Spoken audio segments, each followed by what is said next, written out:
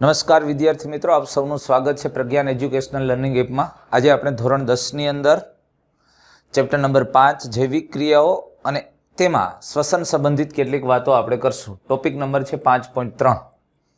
તો દોસ્તો, આપણે આગળના વિડીયોની અંદર પોષણના ટોપિક વિશે વાત કરી ગયા છે અને પોષણ સજીવો જુદી જુદી રીતે મેળવે છે। કોઈ સ્વયંપોષી પોષણ પદ્ધતિ દ્વારા, કોઈ વિષમપોષી પોષણ પદ્ધતિઓ દ્વારા, અને સ્વયંપોષી પોષણ પોતાની જાતે ખોરાક બનાવીને પછી વાપરે જ છે।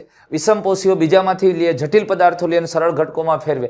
પણ બધાનો હેતુ તો એક જ છે કે પોષક પદાર્થોનો ઉપયોગ શેના માટે કરવો? તો કે એક જ બાબત માટે, પોતાના જીવન જીવવા માટે, પોતાના કોષોની અંદર વિવિધ જૈવિક ક્રિયાઓ કરવા માટે, જરૂરી શક્તિ છે એ પ્રાપ્ત કરવા માટે એ પોષક પદાર્થોનો ઉપયોગ કરવામાં આવે છે।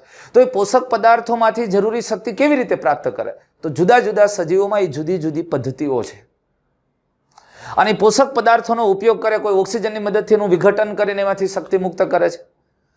તો એ ઓક્સિજન લેવું કેવી રીતે શરીરમાં? તો કે બસ એ જ પ્રક્રિયાને આપણે સમજવી છે, શ્વસનની પ્રક્રિયા। તો આપણે કેટલીક એ પહેલા પ્રવૃત્તિઓને જોઈએ કે સામાન્ય રીતે માણસ શ્વાસોચ્છ્વાસની ક્રિયા થાય છે ત્યારે ખરેખર શું થાય છે?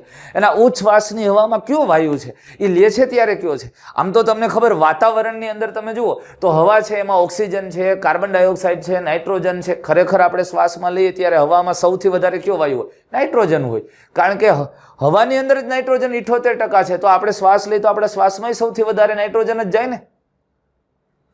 અને આપણે શ્વાસ લઈએ હવામાં કાર્બન ડાયોક્સાઇડ છે, પણ ઓછું પ્રમાણ છે, 0.036% છે। અને જ્યારે ઉચ્છ્વાસ કાઢીએ છીએ ત્યારે તો એની અંદર નાઇટ્રોજન પાછો એમને બહાર આવે, ઓક્સિજન ઓછો થઈને બહાર આવે અને કદાચ કાર્બન ડાયોક્સાઇડ વધારે પ્રમાણમાં આવે, જે 0.036% હતા એ 5%થી વધારે થઈ જશે। તો આમ આ ઉચ્છ્વાસની અંદર કાર્બન ડાયોક્સાઇડ છે કે નહીં એની હાજરી ચકાસવા માટેની કેટલીક સરસ મજાની પ્રવૃત્તિઓ છે, એને એનિમેશન સાથે જોઈએ, સમજીએ અને પછી આગળ વાત કરીએ। એવી બે પ્રવૃત્તિઓ, એક સૂક્ષ્મજીવોની અંદર પણ આવી રીતે શ્વસનની ક્રિયા થાય તો કાર્બન ડાયોક્સાઇડ મુક્ત થાય છે કે નહીં, આ બે પ્રવૃત્તિઓને આપણે સમજવાનો પ્રયત્ન કરીએ અને એનિમેશન દ્વારા જ જોઈએ। વાતાવરણની અંદર આ કાર્બન ડાયોક્સાઇડ, ઓક્સિજન વગેરે વાયુ છે। આપણે ઉચ્છ્વાસ લઈએ ત્યારે કાર્બન ડાયોક્સાઇડ મુક્ત કરીએ છીએ અને જો ઉચ્છ્વાસની અંદર જ્યારે કાર્બન ડાયોક્સાઇડ મુક્ત થાય છે ત્યારે એનું પ્રમાણ છે એ વધારે હોય, એ હવાની અંદર કાર્બન ડાયોક્સાઇડની માત્રા 5.6% જેટલો કાર્બન ડાયોક્સાઇડ હોય છે જ્યારે ઉચ્છ્વાસ દરમિયાન આપણે હવા મુક્ત કરીએ છીએ ત્યારે। અને શ્વાસ લઈએ છીએ ત્યારે ઓક્સિજન તો છે, એની આરે કાર્બન ડાયોક્સાઇડ છે 0.036%। હજુ આપણે પ્રવૃત્તિ કરીએ। આ પ્રવૃત્તિની અંદર બે ટેસ્ટ ટ્યુબ છે અને ટેસ્ટ ટ્યુબની અંદર લાઇમ વોટર છે, ચૂનાનું નીતર્યું પાણી છે, અહીંયા કેલ્શિયમ હાઇડ્રોક્સાઇડનું દ્રાવણ છે ને આમાં કેલ્શિયમ હાઇડ્રોક્સાઇડનું દ્રાવણ છે। એકની અંદર આપણે મોં વાટે છે ને શ્વાસ દાખલ કરશું અને રબરથી ઢાંકી દઈએ અને મોં દ્વારા અથવા તો આપણે ઉચ્છ્વાસ છે એની હવા દાખલ કરીએ છીએ એક પાઇપલાઇન દ્વારા અથવા તો એક નળી મારફતે। અને આમાં વાતાવરણની હવાને સિરિંજ દ્વારા ખેંચી અને પછી સિરિંજ દ્વારા એમાં હવા દાખલ કરીએ છીએ। તો બેમાં શું ફેરફાર થાય એને સમજીએ। જુઓ તો ખરેખર આ લાઇમ વોટર છે એની અંદર મોઢેથી અથવા ઉચ્છ્વાસ દ્વારા એમાં દાખલ કરવાનો પ્રયત્ન કરશું। આ લાઇમ વોટરમાં જુઓ ઉચ્છ્વાસ દ્વારા આપણે, તો એને કારણે આ પાણી છે એ સફેદ થઈ જાય છે। અહીંયા કાર્બન ડાયોક્સાઇડ આ કેલ્શિયમ હાઇડ્રોક્સાઇડ સાથે જોડાઈને CaCO3 બનાવી નાખે। અહીંયા જુઓ વાતાવરણની હવા દાખલ કરીએ તો ઝડપથી ફેર નથી પડતો। આવું ઘણા સમય પછી વારંવાર એડ કરતા રહેશો તો ઘણા સમય પછી આ ટેસ્ટ ટ્યુબનું પાણી છે ને એ સફેદ થઈ જશે। એનો અર્થ શું થયો કે આમાં તરત થઈ ગયું ને આમાં મોડું થયું। તો અહીંયા જે હવા આવે છે એમાં કાર્બન ડાયોક્સાઇડની માત્રા ઊંચી છે એટલે તરત જ આ લાઇમ વોટરને સફેદ કરી નાખે છે। આમાંથી જે વાતાવરણની હવામાં કાર્બન ડાયોક્સાઇડનું પ્રમાણ ખૂબ ઓછું છે એને કારણે એમાં ઘણો સમય લાગે છે। આવી જ વાત એક આપણે ઈસ્ટ સૂક્ષ્મજીવો ઉપર કરીએ અને સૂક્ષ્મજીવો પણ શ્વસન દરમિયાન કાર્બન ડાયોક્સાઇડ મુક્ત કરે છે। કેટલાક સૂક્ષ્મજીવો કરે ને કેટલાક ન કરે, પણ ઈસ્ટની અંદર કાર્બન ડાયોક્સાઇડ મુક્ત થાય છે। આપણે એક ફ્રૂટ જ્યુસ લઈ અને એમાં થોડીક ઈસ્ટ નાખીએ અને પછી એને પ્રક્રિયા થવા દઈએ, વૃદ્ધિ થવા દઈએ, પછી એના ઉપર એક રબર કોર્ક ઢાંકો, એમાં વચ્ચે કાણું છે અને એની અંદર યુ આકારની એક આવી કાચની નળી લ્યો, એક છેડો અહીંયા છે પ્રવાહીથી સેજ ઉપર છે ને બીજો છેડો આ ટેસ્ટ ટ્યુબ જેમાં લાઇમ વોટર ભરેલું છે એમાં નાખો। હવે તમે થોડા સમય માટે મૂકી દો એટલે આમાંથી જે વાયુ ઉત્પન્ન થશે ને અહીંયા જશે અને એ વાયુ ઉત્પન્ન થઈને ત્યાં જાય એટલે લાઇમ વોટર ધીમે ધીમે સફેદ કલરનું થઈ જાય છે। અને લાઇમ વોટર એટલે કે ચૂનાનું પાણી સફેદ થઈ જાય છે, એનો અર્થ કે આમાંથી કાર્બન ડાયોક્સાઇડ જાય છે. અને કાર્બન ડાયોક્સાઇડ કેમ ગયું? તો કે આ ઈસ્ટ દ્વારા, આની અંદર જે ઈસ્ટના કોષો છે, ઈસ્ટ કોષો પણ શ્વસન દરમિયાન કાર્બન ડાયોક્સાઇડ મુક્ત કરે છે, અને એને કારણે આ ચૂનાનું નીતર્યું પાણી છે એ સફેદ થઈ જાય છે. આ પ્રવૃત્તિ દ્વારા એક બાબત આપણને ખબર પડી કે ઉચ્છ્વાસની અંદર કાર્બન ડાયોક્સાઇડ વાયુ છે, જેને કારણે આ ચૂનાનું નીતર્યું પાણી છે એ સફેદ થઈ જતું હતું. જે થોડું આમ ટ્રાન્સપરન્ટ હતું, અર્ધપારદર્શક હતું, એ ઘટ થઈ ગયું અને એકદમ સફેદ થઈ ગયું. એમાં કેલ્શિયમ કાર્બોનેટના અવક્ષેપનું નિર્માણ છે. તો કાર્બન ડાયોક્સાઇડ છે એ શ્વસન દરમિયાન મુક્ત થાય છે ઉચ્છ્વાસની હવામાં. પણ આવું કેમ થાય છે? તો આપણે આગળના લેક્ચરમાં હમણાં કીધું એ પ્રમાણે એક બાબત ભણી ગયા છે કે સજીવને પોષક તત્વો લેવા પડે છે. સામાન્ય રીતે મોટા ભાગે આપણે એક વાત ભણ્યા, સામાન્ય રીતે એક વાત આપણને સ્પષ્ટ છે કે પોષણની પ્રક્રિયા માટે એક ખાદ્ય પદાર્થોને અંતઃગ્રહણ કરે છે, પણ એનાથી પોષક તત્વો અથવા તો પોષણ મેળવે છે. પોષણનો ઉપયોગ કોષ પોતાની જૈવિક ક્રિયાઓ કરવા માટે જરૂરી શક્તિ પ્રાપ્ત કરવા માટે કરે છે.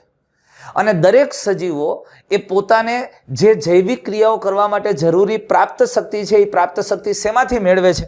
તો કે આ સજીવો પોતાની પ્રાપ્ત શક્તિ શેમાંથી મેળવે છે ભાઈ? તો કે પ્રાપ્ત શક્તિ આ પોષક ઘટકો જે પ્રાપ્ત થયા હતા, આ જે સ્ત્રોત હતો એ સ્ત્રોતમાંથી, આ સ્ત્રોતમાંથી શક્તિ મેળવે છે. અને એ પોષક સ્ત્રોત શું હોઈ શકે? તો કે એ આપણો ખાદ્ય પદાર્થ હતો, અને એની અંદર કાર્બોદિત, લિપિડ અને પ્રોટીન જેવા ઘટકો, અને એમાં કાર્બોદિતનું પાચન થયા પછી પ્રાપ્ત થાય ગ્લુકોઝ, એમાંથી શક્તિ પ્રાપ્ત કરે છે. તો વિભિન્ન સજીવોમાં, જુદા જુદા સજીવોની અંદર આ શક્તિ મેળવવાની પદ્ધતિ જુદી જુદી છે. તમે સમજો, કેટલીક જૈવિક ક્રિયાઓ કરવા માટે આ પોષક ઘટકોમાંથી શક્તિ મેળવવા માટેની પ્રક્રિયાઓ થાય છે. આ શક્તિ મેળવવી છે શેમાંથી? આ પોષક ઘટકોમાંથી. હવે આ ગ્લુકોઝમાંથી શક્તિ મેળવવાની પદ્ધતિઓ જુદી જુદી છે, વિભિન્ન છે, જુદા જુદા સજીવોમાં જુદી જુદી છે.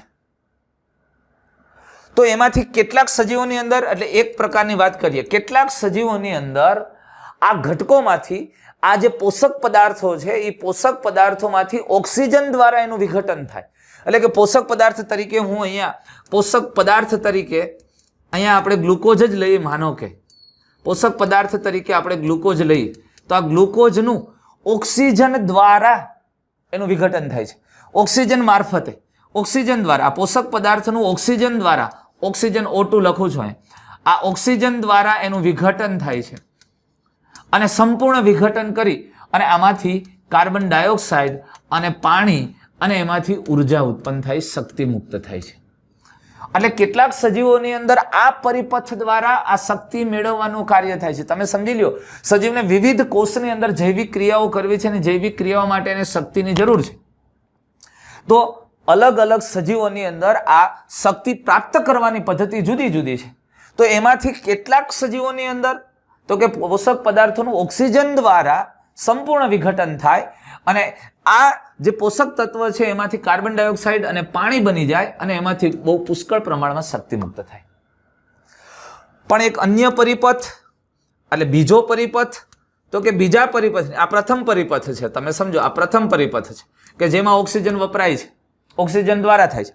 અને બીજો એવો પરિપથ છે કે જ્યાં ઓક્સિજન પ્રાપ્ય નથી અથવા તો કાર્યરત નથી. એટલે કેટલાક સજીવો એવા છે કે જે ઓક્સિજનની ગેરહાજરીમાં આ પોષક તત્વોમાંથી શક્તિ પ્રાપ્ત કરે છે. એટલે એક વાતને સમજો, પોષક પદાર્થોમાંથી શક્તિ મેળવવા માટેના બે પરિપથ છે. એક ઓક્સિજન દ્વારા એનું સંપૂર્ણ વિઘટન કરીને શક્તિ પ્રાપ્ત કરવી, અને બીજા કેટલાક પદાર્થો અન્ય પરિપથ દ્વારા, બીજા કેટલાક સજીવોમાં અન્ય પરિપથ દ્વારા ક્રિયા થાય છે. કાં તો એમાં ઓક્સિજનની જરૂર નથી પડતી, અથવા તો એમાં ઓક્સિજન કાર્યરત નથી કે પ્રાપ્ય નથી, અને એના દ્વારા તોય શક્તિ પ્રાપ્ત થાય. છતાં પણ આ ગ્લુકોઝમાંથી ઓક્સિજનની ગેરહાજરીમાં એ ઉર્જા પ્રાપ્ત કરે છે. તો આમ બે પરિપથ દ્વારા શક્તિ પ્રાપ્ત થાય છે પોષક પદાર્થોમાંથી, આ પોષક સ્ત્રોતમાંથી. તો હવે આ બે કેવી રીતે પ્રાપ્ત થાય છે? અને ખરેખર આપણે આ વાત કરી કે અહીંયા આ બે પરિપથ છે, આ બંને પરિપથની અંદર શક્તિ મુક્ત થાય છે, ઉર્જા પ્રાપ્ત થાય છે. પણ આ બંને પરિપથનો જે પ્રથમ તબક્કો છે એ પ્રથમ તબક્કો તો આવો છે. કેવો છે? તો કે આ બંને પરિપથના પ્રથમ તબક્કાની અંદર સામાન્ય રીતે જે પોષક તત્વ છે એમાંથી, એટલે કે જે પોષક તત્વ તરીકે મોટે ભાગે વપરાતું હોય છે એ ગ્લુકોઝ હોય છે આ પોષક પદાર્થ તરીકે, અને આ ગ્લુકોઝમાંથી પાયરુવેટ બને છે. હવે તમે સમજો, આ બેયમાં આ સામાન્ય છે, આ ગ્લુકોઝમાંથી પાયરુવેટ. ગ્લુકોઝ એ 6 કાર્બન વાળું સંયોજન છે. જો આનું સૂત્ર લખો તો C6H12O6, આ 6 કાર્બન વાળું સંયોજન છે. એમાંથી પાયરુવેટના 2 અણુ બને. 3 કાર્બન વાળા 2 અણુ, આ 3 કાર્બન વાળો અણુ છે ને આ 2 બને. હવે એ 2 પાયરુવેટ ક્યાં? તો કે CH3COCOOH. આ એક ગ્લુકોઝમાંથી પાયરુવેટના 2 અણુ બને છે. ગ્લુકોઝમાં 6 કાર્બન છે અને 3 કાર્બન વાળા 2 અણુમાં, એટલે ટુકડો કરી નાખ્યો. અને આ ઓક્સિજન દ્વારા વિઘટન થાય તોય ભલે, અને ઓક્સિજનની ગેરહાજરીમાં વિઘટન થાય તોય ભલે.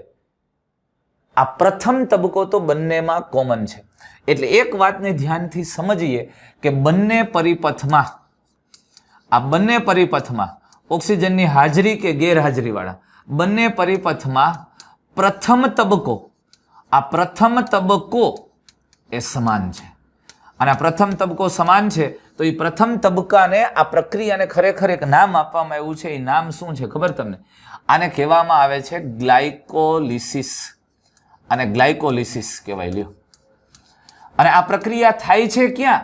અરે આ ગ્લાયકોલિસિસની પ્રક્રિયા કોષના કોષરસમાં થાય છે. કોષરસમાં થાય. આ પ્રક્રિયા ક્યાં થાય છે ભાઈ? કોષરસમાં થાય. એટલે બંને પરિપથ હોય, ઓક્સિજનની હાજરીમાં થતો હોય, ગેરહાજરીમાં થતો હોય, બેયનો પ્રથમ તબક્કો સમાન છે. કયો? તો કે ગ્લુકોઝને 3 કાર્બન વાળા પાયરુવેટમાં ફેરવીને પાયરુવેટના 2 અણુ બને. એક મહત્વની વાત તમે સમજો, અહીંયા બહુ મજાની વાત છે. તમે જુઓ, અહીંયા ગ્લુકોઝની અંદર 6 કાર્બન ને 12 હાઇડ્રોજન છે અને 6 ઓક્સિજન છે. હવે અહીંયા કાર્બન તો 3 થઈ ગયા, 2 ટુકડા કર્યા એટલે બરોબર. ઓક્સિજન એ 3 છે, પણ હાઇડ્રોજન જુઓ, અહીંયા 12 છે અને અહીંયા 4 જ છે. હવે 2 અણુ થાય તો હાઇડ્રોજનની સંખ્યા તો અહીંયા કુલ 8 જ થાય, થવા જોઈએ 12. 4 હાઇડ્રોજન છે ને એ ક્યાંક ગેપ પડ્યો છે. આ 4 હાઇડ્રોજન ક્યાંક આડાઅવડા થયા. ખરેખર આ ગ્લાયકોલિસિસની પ્રક્રિયામાં એ 4 હાઇડ્રોજન છે ને, 2 એક અણુ હોયા NAD. આ હાઇડ્રોજન 4 હાઇડ્રોજનને લઈ લે ને આ NAD છે ને આમાં ફેરવાઈ જાય, 2NADH2. એટલે હાઇડ્રોજન હાચવીને બેસી જાય. જોયું તમે? એટલે આ પદાર્થમાંથી હાઇડ્રોજન દૂર થયા.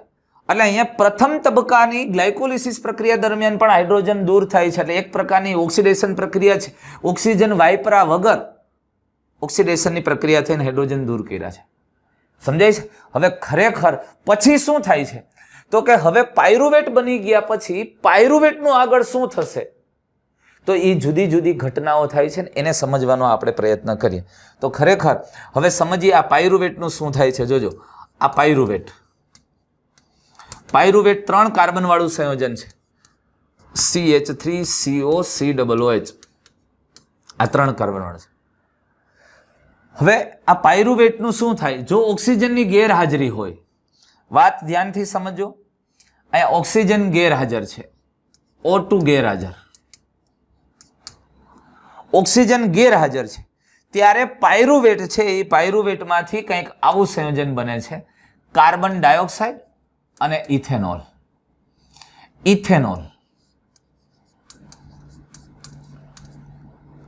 અહીંયા C2H5OH, ઇથેનોલ, જેને તમે દારૂ કહો છો ને, પ્લસ શક્તિ મુક્ત થાય, ઉર્જા ઉત્પન્ન થાય જો ઓક્સિજનની ગેરહાજરી હોય તો. અને આવું સામાન્ય રીતે મોટે ભાગે આદિકોષ, કેન્દ્રીય કોષ અને ઈસ્ટની અંદર પણ આવું જોવા મળે. ઓક્સિજનની ગેરહાજરીની અંદર ઈસ્ટની અંદર આ પ્રક્રિયાઓ થાય છે. ઈસ્ટની અંદર આ ક્રિયાઓ તમને થતી જોવા મળે. ઈસ્ટમાં ઓક્સિજનની ગેરહાજરીમાં પાયરુવેટના 3 કાર્બન હતા, એમાંથી 1 કાર્બન તમે સમજી લો CO2 તરીકે મુક્ત થયો. આ ઉપરાંત ઇથેનોલ દારૂ બન્યો અને ઉર્જા ઉત્પન્ન થઈ. આ પ્રક્રિયાને સામાન્ય રીતે બીજું આપણે ઈસ્ટની અંદર ઓક્સિજનની ગેરહાજરીમાં પાયરુવેટની આ ઘટના થાય એને આથવણ પણ કહેવામાં આવે છે. આને આથવણ પણ કહેવાય. આથવણ અને એટલે તમે સમજી લો તમારી ઘરે પણ કોઈ પણ આથાની પ્રક્રિયા થાય છે, એમાં દારૂ બને છે, ઇથેનોલ, જે દારૂ પીવામાં વપરાય છે, અને બધો જ દારૂ ઇથેનોલ આ સજીવો દ્વારા, ઈસ્ટ દ્વારા અને બેક્ટેરિયા દ્વારા બને છે. અરે આપણી ઘરે આથો લઈ આવી છે ને, ઢોકળાનો આથો હોય કે ઈડલીનો આથો હોય કે જલેબીનો આથો હોય, એની અંદર જ્યારે આપણે કોઈ ખાટો પદાર્થ નાખીએ, છાશ કે, ત્યારે એમાં બેક્ટેરિયા, ઈસ્ટ જેવા સજીવો નાખીએ. એ ઓક્સિજનની ગેરહાજરીમાં પેલો તબક્કો તો એમાંય થાય જ. જો આપણે જે મટીરિયલ લઈએ છીએ, ઘઉંનો કે એનો કોઈ પણનો લોટ લઈએ છીએ, એમાં પુષ્કળ સ્ટાર્ચ અને ગ્લુકોઝ હોય. એ ગ્લુકોઝમાંથી પાયરુવેટ બને, અને પાયરુવેટ એને ઢાંકી દો એટલે ઓક્સિજનની ગેરહાજરીમાં ઈસ્ટ એમાંથી કાર્બન ડાયોક્સાઇડ ને ઇથેનોલ બને. એ આથામાં જે ફીણા અને આમ ઉપર નીકળતા પરપોટા દેખાય ને, કાર્બન ડાયોક્સાઇડ વાયુ છે એ નીકળે, અને આથામાંથી ખાટી વાસ આવે ને, એ ઇથેનોલની છે. તો તમને એમ થતું હશે કે સર આપણે આ ઢોકળાની ખાઈ તો આપણને ચડે નહીં, પણ કોઈ પણ આથામાંથી વાનગી બનાવીએ, એને ગરમ કરીએ એટલે ઇથેનોલ ઇવોપરેટ થઈ જાય, ઇથેનોલ ઉડી જાય. બહુ ઓછી માત્રામાં એમાં થોડો ઇથેનોલ રહે, અને એને કારણે એ ખોરાક મીઠો લાગે. બાકી તો નહીતર ઢોકળાય ચડત.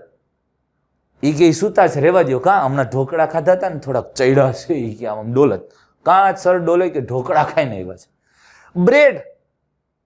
બ્રેડ પણ આવી જ રીતે બને છે, ઈસ્ટ દ્વારા બને છે. એ બ્રેડમાં આથો લઈ આવવામાં આવે અને એને ગરમ કરે ત્યારે ઇથેનોલ ઇવોપરેટ થઈ જાય, અને બાકી કાર્બન ડાયોક્સાઇડ મુક્ત થતો હોય, અને કેટલીક એ સજીવોને જીવવા માટે એમાંથી શક્તિ મુક્ત થતી. અને આ પાયરુવેટનું ઓક્સિજનની હાજરીમાં કાર્ય થાય. હવે સમજો વાતને, ઓક્સિજનની હાજરીમાં જો O2 હાજર છે તો આ પાયરુવેટનું સંપૂર્ણ વિઘટન થાય. આવું સામાન્ય રીતે સુકોષ કેન્દ્રીય કોષના કણાભ સૂત્રની અંદર આ ઘટના થાય. આ કણાભ સૂત્રની અંદર આ ઘટના થતી જોવા મળે. અને આ પાયરુવેટ અથવા તો પાયરુવિક એસિડ જે કયો તે, આમાંથી એક હાઇડ્રોજન ઓછો કોષની અંદર જીવંત કોષમાં હોય ત્યારે પાયરુવેટ હોય, અને નહીંતર આપણે એને પાયરુવિક એસિડ કહીએ. આ પાયરુવેટ છે, એ પાયરુવેટમાં 3 કાર્બન છે, એનું સંપૂર્ણ વિઘટન કણાભ સૂત્રની અંદર થઈ જાય, અને એમાંથી છેલ્લે શું બની જાય તો કે આમાંથી કાર્બન ડાયોક્સાઇડ, પાણી અને શક્તિ મુક્ત થાય. આ 3 કાર્બન છે એ 3CO2 સ્વરૂપે મુક્ત થઈ જાય, અને પાણીના અણુઓ 6 બને. સમજાય છે આ વસ્તુ? એટલે આમ આ પાયરુવેટનું સંપૂર્ણ વિઘટન કરી નાખ્યું, સંપૂર્ણ ઓક્સિડેશન ઓક્સિજનની હાજરીમાં. મોટા ભાગના સુકોષ કેન્દ્રીય સજીવોની અંદર આ સંપૂર્ણ ઓક્સિડેશન થઈને અહીંયા ઉર્જા ઉત્પન્ન. પણ અહીંયા જે ઉર્જા ઉત્પન્ન થાય છે એ થોડી વધુ પ્રમાણમાં હોય છે, એની માત્રા વધુ હોય છે. સમજાય છે? એટલે અહીંયા સામાન્ય રીતે આ પાયરુવેટનું વિઘટન થઈને શક્તિ મુક્ત થઈ તો ઓક્સિજનની હાજરી દ્વારા, ઓક્સિજન દ્વારા એનું સંપૂર્ણ ઓક્સિડેશન થયું, 3 કાર્બન ડાયોક્સાઇડ, 3 H2O અને શક્તિ મુક્ત થઈ, ઉર્જા ઉત્પન્ન થઈ. એટલે સુકોષ કેન્દ્રીય કોષમાં મોટા ભાગે આ પ્રકારે થાય. પણ ઘણી વખત સુકોષ કેન્દ્રીય સજીવોને, ખાસ કરીને પ્રાણીઓમાં, અરે આપણી અંદર પણ, અરે આપણા સ્નાયુઓની અંદર ઘણી વખત જ્યારે ઓક્સિજનની ઘટ પડે, ઓક્સિજનનો અભાવ હોય. હવે વાતને સમજો, ઓક્સિજનનો અભાવ, અહીંયા O2 ના અભાવની વાત આપણે કરીએ છીએ. O2 નો અભાવ હોય, ઓક્સિજનની ઘટ પડે છે.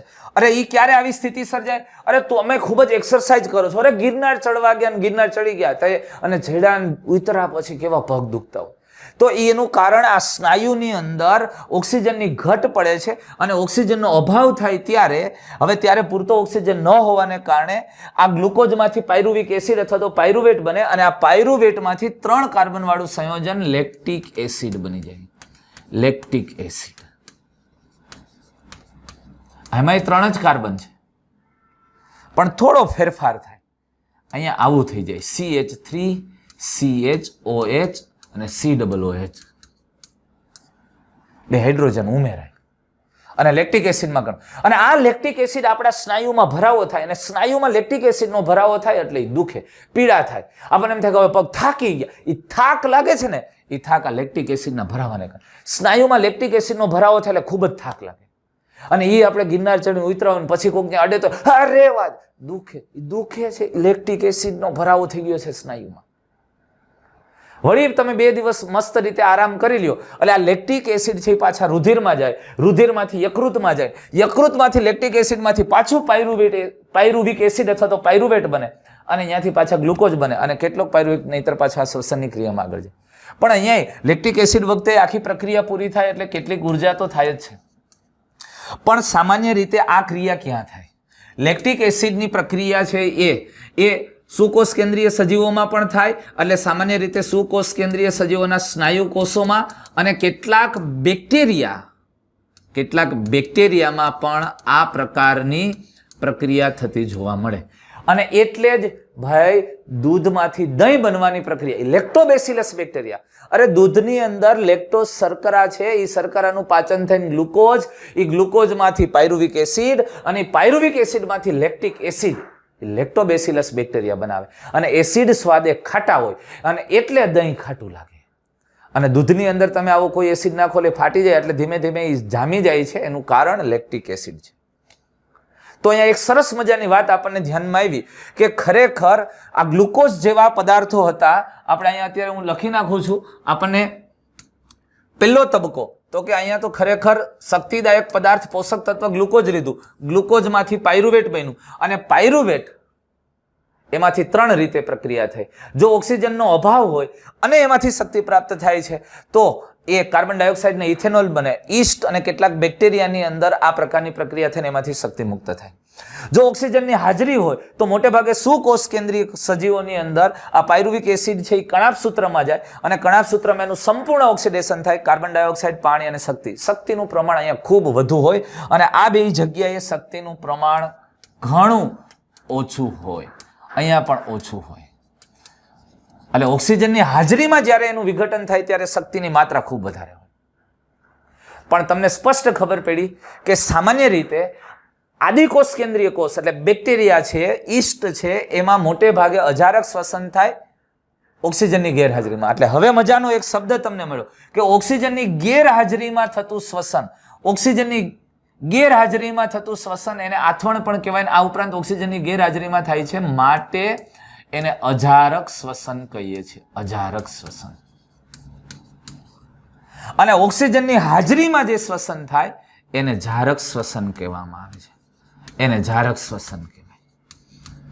સમજાય છે? અને એટલે જારક શ્વસન દરમિયાન જે ઉર્જા મુક્ત થાય છે વધુ માત્રામાં થાય, અને અજારક શ્વસન દરમિયાન થાય ઓછી થાય. પણ ઓક્સિજનના અભાવ એ પણ ઓક્સિજનની ગેરહાજરીનો જ એક પાર્ટ કહી શકાય. એટલે આ બંને અજારક શ્વસન તરીકે તમે લઈ શકો.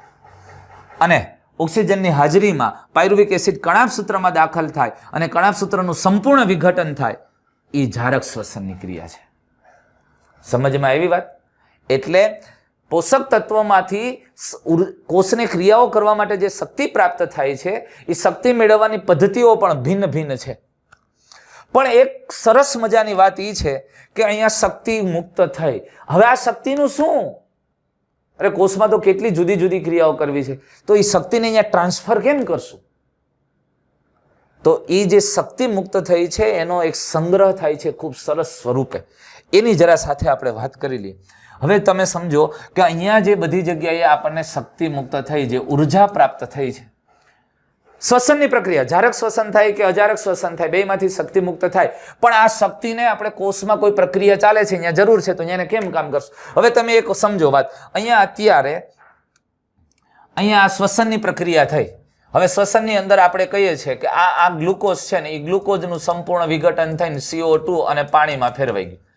એટલે આ પ્રક્રિયા દરમિયાન એક શક્તિ મુક્ત થઈ, અને એ શક્તિ છે એ આપણે જે ઉર્જા કહીએ છીએ એ ઉર્જા મુક્ત થઈ. અને આ પ્રક્રિયા છે, એ પ્રક્રિયાને તમે કઈ પ્રક્રિયા કહો છો? શ્વસનની પ્રક્રિયા. શ્વસનની ક્રિયા દરમિયાન એક શક્તિ મુક્ત થઈ. હવે જો સમજો, કોષની અંદર એક વિશિષ્ટ પ્રક્રિયા ચાલે છે જ્યાં શક્તિની જરૂર છે. કોષની અંદર એક પ્રક્રિયા ચાલે છે, અને એ પ્રક્રિયા એવી છે કે અહીંયા એક એમિનો એસિડ, હવે આની હારે બીજો એમિનો એસિડ, બરોબર છે, હવે ત્રીજો એમિનો એસિડ, આવા કેટલા બધા એમિનો એસિડ છે, એક એક પછી એક એક એમિનો એસિડ છે ને, એ એમિનો એસિડને બધાને ભેગા કરીને જોડવાની પ્રક્રિયા ચાલે છે, ને એમાંથી પ્રોટીન બનાવે છે. તો આ પ્રક્રિયા માટે શક્તિ જરૂરી છે, શક્તિની જરૂરિયાત છે. આ પ્રક્રિયા માટે શક્તિની જરૂરિયાત છે. શક્તિ એટલે કે ઉર્જાની. અહીંયા ઉર્જાની જરૂરિયાત છે, જરૂરી છે. શું કરવાને? કે આ પ્રક્રિયા છે ને, એ પ્રક્રિયા અંતરોષ્મીય છે, એટલે કે ઉર્જાગ્રાહી છે. આ પ્રક્રિયાને તમે શું કહેશો? ઉર્જાગ્રાહી પ્રક્રિયા કહેશો. શું કરવાને ઉર્જાગ્રાહી પ્રક્રિયા કહેશો? કારણ કે આ પ્રક્રિયા થવા માટે આ એમિનો એસિડને ભેગા કરીને પ્રોટીન બનાવવું છે, તો પ્રોટીન બનાવવા માટે શક્તિની જરૂર પડશે, એટલે ઉર્જાગ્રાહી પ્રક્રિયા છે. અંતરોષ્મીય ઉષ્માની જરૂર પડે છે એવી. અને આ શ્વસનની પ્રક્રિયા છે ને, એ શ્વસનની પ્રક્રિયાને બાહ્યોષ્મીય ઉર્જા ત્યાગી પ્રક્રિયા કહેવાય. કેવી પ્રક્રિયા કહેવાય? ઉર્જા ત્યાગી પ્રક્રિયા.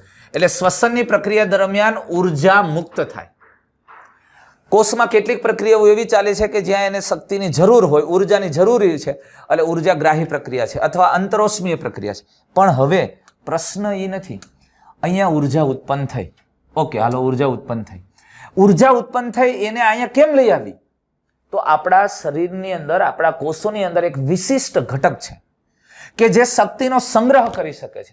આ ઉત્પન્ન થયેલી ઉર્જાને સંગ્રહ કરી શકે છે અને એ ઘટકનું નામ છે એટીપી. હવે જોજો એટીપી ખરેખર શું કામ કરે. અહીંયા એક પદાર્થ હોય એડીપી.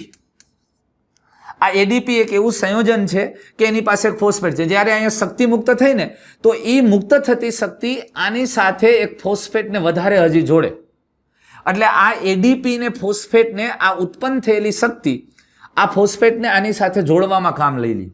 એટલે આમાંથી બની જાય એટીપી. આ એટીપી બની ગયું. હવે ઉભા રહ્યો, હજી એક વાત હું એનાથી થોડી હજી વિશિષ્ટ એક બીજી વાત કરું તમને. અહીંયા આ એક ચોક્કસ પ્રકારનો ઘટક છે, તમે સમજો. ADP, adenosine diphosphate. આ આખું બંધારણ નથી દોરતો, ખાલી તમને કહું કે આ એડિનોસાઇન છે અને એની અંદર આ બે ફોસ્ફેટ છે, આ એક અને આ બીજું. આ બે ફોસ્ફેટ છે.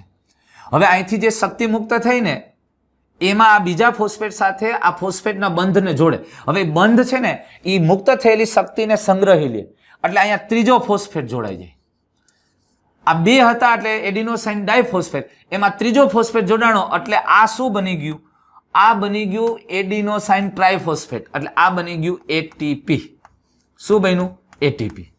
હવે આ એટીપીમાં આ ત્રીજો ફોસ્ફેટ જોડાણો ને, અરે ભાઈ આ શક્તિસભર બંધ બન્યો.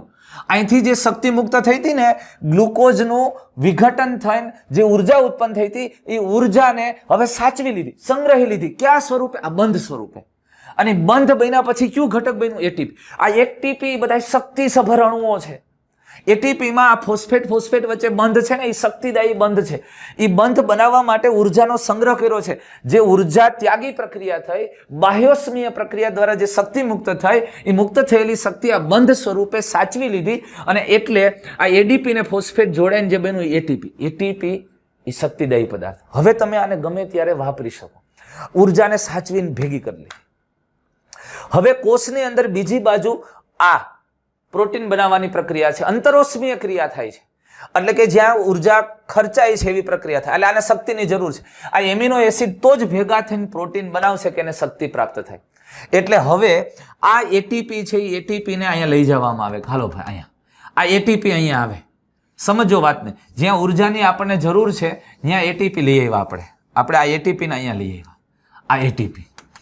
હવે અહીંયા શક્તિની જરૂર છે એટલે એટીપી શું કરશે ખબર? આ એટીપી એના ફોસ્ફેટ બંધને તોડશે. એટીપી એના ફોસ્ફેટ બંધને તોડી નાખે એટલે ફોસ્ફેટ છૂટો પડે અને પાછું શું બની જાય? એડીપી. આ બંધ તૂટે એટલે પુષ્કળ પ્રમાણમાં શક્તિ મુક્ત થાય ને એ શક્તિ આ એમિનો એસિડને જોડી અને પ્રોટીન બનાવી. સમજાણી વાત તમને? એટલે ખરેખર આ કામ કેવું થયું? તો કે અહીંયા શક્તિ મુક્ત કરતી પ્રક્રિયાઓ દ્વારા મુક્ત થયેલી શક્તિનો સંગ્રહ થયો એટીપી સ્વરૂપે. પછી કોષમાં એ એટીપી પડ્યા છે. હવે જ્યારે કોષમાં કોઈ ક્રિયા માટે શક્તિની જરૂરિયાત છે, જે શક્તિને વાપરતી હોય એવી પ્રક્રિયાઓને અંતરોષ્મીય એન્ડોથર્મિક પ્રોસેસ કહેવામાં આવે. અંતરોષ્મીય પ્રક્રિયા અથવા તો એને ઉર્જાગ્રાહી પ્રક્રિયા કહેવાય. તો એ પ્રક્રિયામાં એને શક્તિની જરૂર છે. તો હવે એ એટીપીનો ઉપયોગ કરશું. એટીપીનો એક ફોસ્ફેટ તૂટશે, પાછું એડીપી બની જશે અને એ મુક્ત થયેલી શક્તિ આ એમિનો એસિડને જોડીને પ્રોટીન બનાવી દેશે. હવે આ એડીપી પાછા અહીંયા આવી આવશે, આ એડીપી પાછા અહીંયા આવશે અને આ મુક્ત થતી શક્તિ છે ત્યાંથી ઉર્જા ગ્રહણ કરીને પાછું એટીપી બનશે. એ એટીપીની પાછી જ્યાં જરૂર હશે ત્યાં વપરાશે. આમ સતત આ પ્રક્રિયા ચાલ્યા કરે. સમજાય? એટલે એટીપીને કોષનું શક્તિ ચલણ કહેવામાં આવે. તમે સમજો આપણું ચલણ શું છે? રૂપિયા છે. શું કરીએ? માનો કે મારે વાડી છે, મારે ખેતર છે, મારા ખેતરમાં ઉપજ થઈ, ઘઉં થયા, 20 ખાંડી ઘઉં થયા, તો હું 20 ખાંડી તો ખાઈ નહીં શકું. મારે ખાવા માટે મેં રાખી દીધા. મારે બાકીને 19 ખાંડી ઘઉં તો કે મેં બજારમાં વેચ્યા, એના મને રૂપિયા આવ્યા. એ રૂપિયાને હું સાચવીને રાખું છું. મારે કપડાં લેવા છે તો હવે હું રૂપિયા આપીશ, અથવા મારે મોબાઈલ લેવો છે, અથવા કોઈ બીજી વસ્તુની મારે જરૂર છે તો હું એના માટે રૂપિયા આપીશ. તો એમ એક પ્રક્રિયા મેં એવી કરી કે જેનાથી મને રૂપિયા પ્રાપ્ત થયા. બીજી પ્રક્રિયા હું એવી કરું છું કે જ્યાં રૂપિયા ખર્ચાય છે. એટલે આમ રૂટીન ચાલ્યા કરે છે. તો અહીંયા કોષની અંદર આ પોષક તત્વોનું વિઘટન થઈને જે પ્રક્રિયા છે એ બધી ઉર્જા ત્યાગી પ્રક્રિયાઓ છે, ઉર્જા મુક્ત કરતી પ્રક્રિયાઓ છે. એટલે પોષક તત્વોનું શ્વસનની પ્રક્રિયા એ ઉર્જા ત્યાગી પ્રક્રિયા છે. જે ઉર્જા મુક્ત કરે છે એ ઉર્જાનો સંગ્રહ એટીપી સ્વરૂપે થયો. એડીપી અને ફોસ્ફેટને જોડ્યું અને એટીપી સ્વરૂપે. એટલે એટીપી કોષના રૂપિયા છે. અમુક પ્રક્રિયાઓ દ્વારા એટીપી બને છે અને અમુક પ્રક્રિયાઓ દ્વારા એટીપી વપરાય છે. એટલે આ પ્રક્રિયાથી એટીપી કમાવાય છે અને આ પ્રક્રિયાઓથી એટીપી વપરાય છે અને આમ ચાલ્યા કરે છે. સમજાય છે વસ્તુ? એટલે કોષની અંદર કેટલી બધી પ્રક્રિયાઓ, જૈવિક પ્રક્રિયાઓ હોય છે કે જેમાં શક્તિની જરૂર પડે છે. તો એ શક્તિ આ એટીપી સ્વરૂપે પ્રાપ્ત થાય. પણ કોષમાં એવી કેટલીક પ્રક્રિયાઓ થાય છે જે પોષક તત્વોનું વિઘટન કરે છે અને એના દ્વારા જે મુક્ત થતી શક્તિ છે એ એટીપી બનાવે. એટીપી પછી અહીંયા કામ આવે. આમ આ પ્રક્રિયાઓ સતત ચાલ્યા કરતી હોય છે. પણ એક વાત તો તમે સમજી ગયા કે હવે કોષની અંદર જે પોષક તત્વો છે એનું વિઘટન કરવું છે, એનું ઓક્સિડેશન કરવું છે, તો એના માટે એને ઓક્સિજનની જરૂર પડે છે. આ કેટલાક કોષોમાં નથી પડતી, પણ જેને ઓક્સિજનની જરૂર પડે છે તો એને હવામાંથી ઓક્સિજન લેવો પડે. હવે હવામાંથી ઓક્સિજન લેવો પડે તો એ કેમ લેવો, કેવી રીતે? તો એ પણ દરેક સજીવોની વ્યવસ્થા જુદી જુદી છે, એની જરૂરિયાત મુજબ, એની રચના મુજબ. અને એની વાત આપણે નેક્સ્ટ લેક્ચરની અંદર કરશું. સમજાય છે આ વાત? અને આ ઓક્સિજન દ્વારા શ્વસનની ક્રિયા કરે છે એવા સજીવોને જારક સજીવો કહેવાય. તો એમાં મોટા ભાગના સુકોષ કેન્દ્રીય સજીવો, મોટા ભાગની વનસ્પતિ, મોટા ભાગના પ્રાણીઓ એ બધા ઓક્સિજનની હાજરીમાં શ્વસન કરે છે. જારક શ્વસન કરતા પ્રાણીઓ છે. અને એટલે એને પર્યાવરણમાંથી, વાતાવરણમાંથી ઓક્સિજન લેવો પડે. તો ઓક્સિજન કેવી રીતે લેવો અને ઓક્સિજનને દરેક કોષ સુધી કેમ પહોંચાડવો, ખૂબ મહત્વની અને અગત્યની વાત છે. તો ઓક્સિજનને દરેક કોષો સુધી પહોંચાડવો કેવી રીતે અને વાતાવરણમાંથી કેવી રીતે લેવો, એ દરેક સજીવની પોતાના પર્યાવરણ, પોતાની દેહ રચના, આ દરેક બાબતો પર આધારિત હોય છે. એટલે જુદા જુદા સજીવોમાં આ પ્રક્રિયાઓ પણ જુદી જુદી રીતે થાય અને એને આપણે નેક્સ્ટ વિડીયોની અંદર ખૂબ સરસ રીતે સમજવાનો પ્રયત્ન કરીએ. અને દોસ્તો, આપણા આ વિડીયો હું ફરી એક વખત કહું છું કે તમારી સમજ માટે છે, કન્સેપ્ટ માટે છે, અને તમને કોઈ પણ પ્રકારના પ્રશ્નો તમે ગમે ત્યારે કરી શકશો. એટલે તમારા મિત્રોને, તમારા ગ્રુપ સર્કલમાં એને શેર કરો અને વધુમાં વધુ લોકો અથવા તો વિદ્યાર્થીઓ આ પ્રકારના વિડીયો જોવે, જેથી કરીને એના કન્સેપ્ટ એકદમ ક્લિયર થાય. એ આપણો મૂળભૂત હેતુ છે. Okay, good bye, thank you.